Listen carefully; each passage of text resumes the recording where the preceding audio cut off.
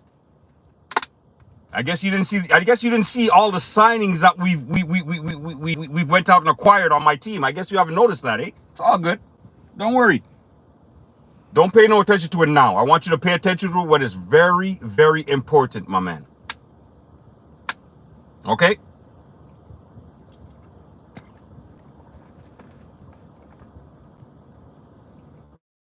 By the way, I'm still waiting for the name of your quarterback out there in Tampa Bay. Google it.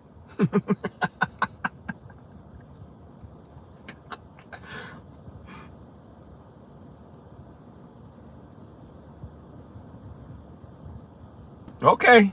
All right. You're not worried about it, eh? We're going to revisit this conversation at week 5. When you see the numbers and you see kind of like what my quarterback is doing, we'll revisit this exact conversation in week 5, my man.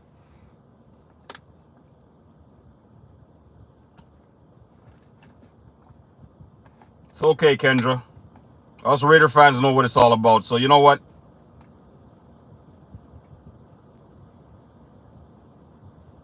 We'll make believers out of these non-believers yet. And if there's any individuals out there that are interested in being part of the Raiders bandwagon, I have 1 spot left. It's in the back by the window. But if you're interested, you need to get in contact with Raider Nation immediately because the spots are filling up quickly. I had offered it to my nephew. He's not interested in it. Kendra, I'm going to get back to you on that. I'm not going to do it out here, but I will definitely get back to you on that.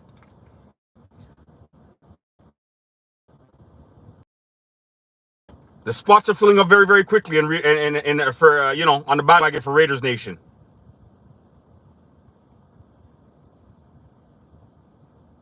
No. Raiders Nation is wherever Raiders are, baby. If the Raiders move to Montreal and become the Montreal Raiders, the Raiders Nations are right here in Montreal. Don't you forget that, Q. Have you heard nothing about our fans? We're all over the world, baby.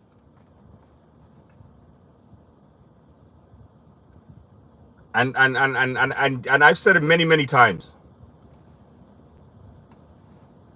When the Raiders win the Super Bowl, I'm going to be dressed up in spikes. I'm going to paint my face. Yeah, man. We're living it up out here.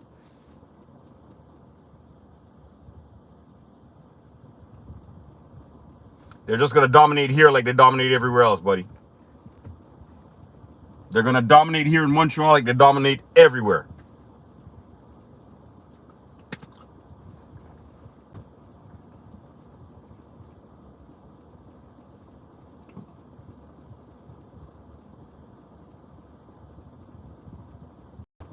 Ah, okay. Then I'll take the compliment. I don't get very many compliments from you where my team is concerned, so I'm going to take it.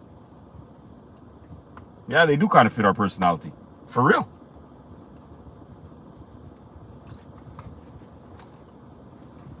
We're just as crazy as they are. They would love us.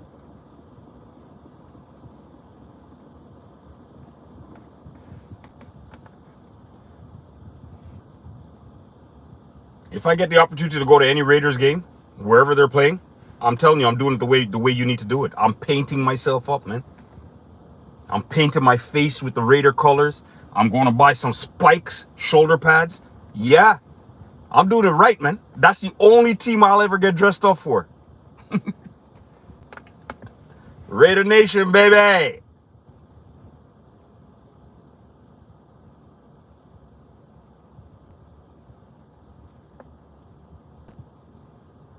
We sold you our head coach that knew all of our plays. That's my story, and I'm sticking to it. We gave you a head coach that knew every single one of our plays. That's the only reason you guys beat us in the Super Bowl. You know it, I know it, we all know it, and that's it. That's all there is to it. Why don't we talk about the fact of the matter that the Raiders went to the Super Bowl 2 years in a row? Huh? Okay, fine, they didn't win it.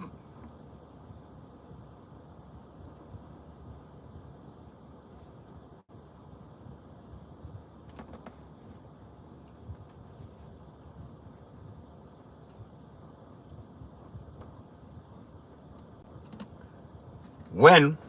The year that we played Tampa Bay. Weren't we there either the year before that or the year right after that?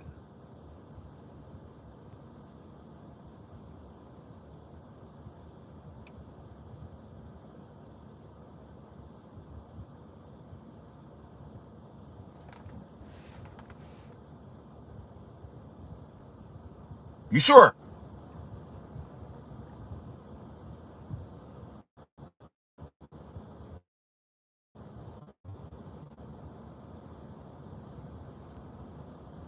Okay, yeah. Oh, that's right. We lost. If we had beaten Brady, we would have went to the Super Bowl that year, and we went to, yeah, that's exactly right. Yeah. So, thank you. Brady stole our Super Bowl. That year we would have went to the Super Bowl. Not only we went to the Super Bowl, won it that year, and then we went back to the Super Bowl the very next year.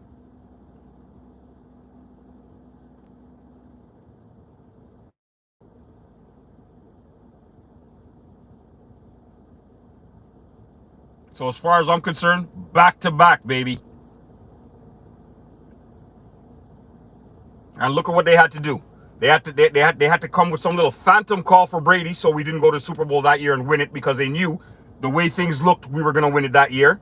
And then they steal our head coach to give our head coach to your garbage team, where he knew all of our plays, to beat us the very next year. Thank you. It's a conspiracy. We know it. We've been fighting against the NFL for years. It's not just today.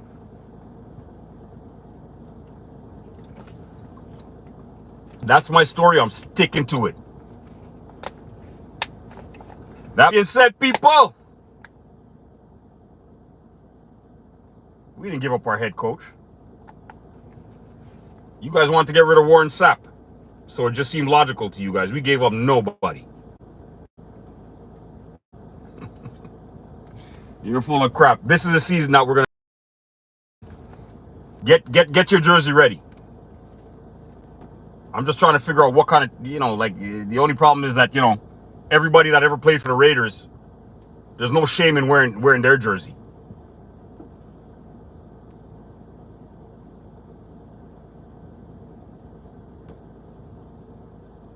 Warren was on your squad for the Super Bowl, if I'm not mistaken. No. Yeah, Warren was on the Raiders for the Super Bowl, because you guys had our head coach. So, yeah. Yeah, that's absolutely correct.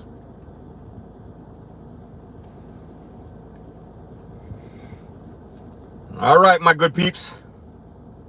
I'm going to get out of here, man. I got to get back and do these people's work. Don't you worry about nothing, though. Nothing. This season, I want you guys to look out for me. I should be back up here live tomorrow, maybe around these same times. What I'll do is I'll probably leave something. I'm going to leave you guys a little bit of a note, letting you guys know roughly what time I'm going to be going live. Kendra Q, looking forward to you guys coming back up here and joining me. Rest of you people, share, like, and subscribe. Help this channel grow. Double the Innocence with your boy E-Dub is out. Have a blessed day, peeps.